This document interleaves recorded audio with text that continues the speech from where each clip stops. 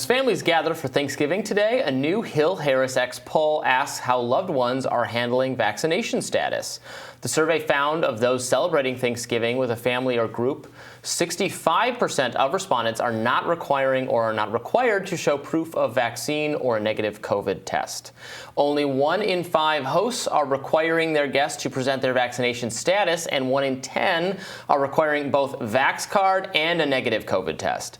Not surprisingly, Democrats are more likely to want proof of the jab, 32%, while only a small number of Republicans, 14%, and independents, 13%, are asking for vaccine cards. What do you think, Kim? Are you? I can't imagine you're going to be asking people to show their vaccine card and negative test before they join your Thanksgiving. My Thanksgiving, everybody's welcome. I don't care what their status is. But do you think they're actually going to be, when they ask these questions, like, are they actually asking for the card at the door, like grandma's door? Yeah. You go into grandma's house. Papers, please, like, Grandma. I do think that this is absolutely happening. I mean, I know that just in my own inner circle, with the various kind of satellite Thanksgivings that are going on in my family, that many of them are, wanting everybody to either be vaccinated. One of my family members is having a vaccine, vaccinated only Thanksgiving dinner, even though they've all had COVID. I have another family that is doing negative testing because they do have somebody very old there. They don't really care about vaccination status so much, but they just want everybody to test negative. And then there's those that kind of, they don't really say anything, but they kind of do this. Well, we're having Thanksgiving dinner and everybody's vaccinated, so it's going to, so they kind of throw it out there. And I'm sure that's kind of what's happening in a lot of families, is that they're just kind of throwing it out there. But of course, not everybody's actually vaccinated because there's a lot of little kids that are there. So, I mean, it's good. It's, this year, I think a lot of people thought would be better than last year. Last year, most of us spent Thanksgiving in lockdown or in very, very small groups. This year, it doesn't seem to be a whole lot better because of the segregation that is going on in some families. Like in mine, we are dealing with this where we're not having a big one Thanksgiving because not everybody's vaccinated, even though everybody's had COVID. So it does, so to me, it doesn't make any sense, but everybody needs to feel safe and comfortable at the end of the day on a holiday. And I think what's most revealing about the way our country is changing in that survey are the number of people requesting to see the actual vaccination cards or the actual tests. Like, because if you're having somebody over for Thanksgiving, that's by definition somebody who's pretty close to you. Right. Yeah. I think that's kind of weird to like. I think you want like a family member or a close friend. You want to actually see the card. That's kind of nuts. I'm curious for your guys' take, but I think it's an expression of the hostility that is now so deeply entrenched in our politics that it has seeped into the family structure. Because we used to joke about, the crazy uncle that you'd have to listen to over Thanksgiving, and the crazy uncle would joke about the crazy nephew, that he had to put up with during Thanksgiving. But now they feel unsafe to be around each other. It was more good-natured, yeah. And now it's like you don't even trust that they're going to tell you the truth about whether or not they're vaccinated or not. So now you want to see the card.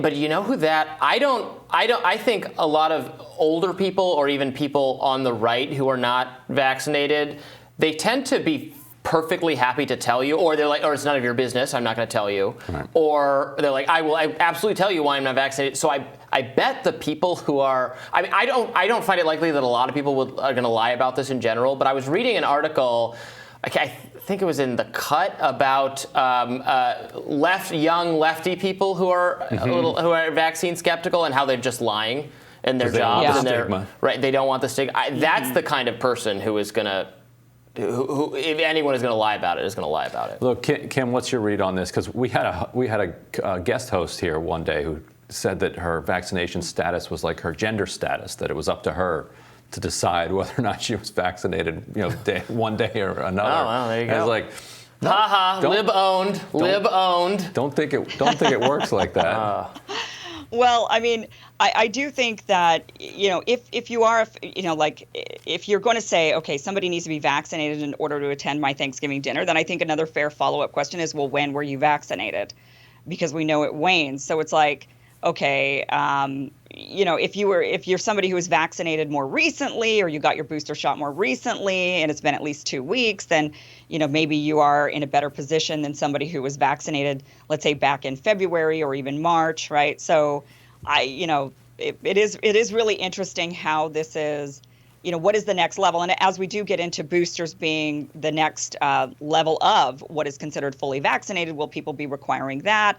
I mean, I don't really know where this goes, but I do definitely agree that this has become sort of like a hyper level of virtue signaling. It's beyond virtue signaling. It's, you have to actually show a paper of your virtue, and we are going to decide on whether or not you're worthy based on this. It's been very, very, very divisive, quite frankly. I mean, just the whole whether or not you've been vaccinated. It's to me, I didn't think anything could get more divisive than whether or not you voted for Donald Trump.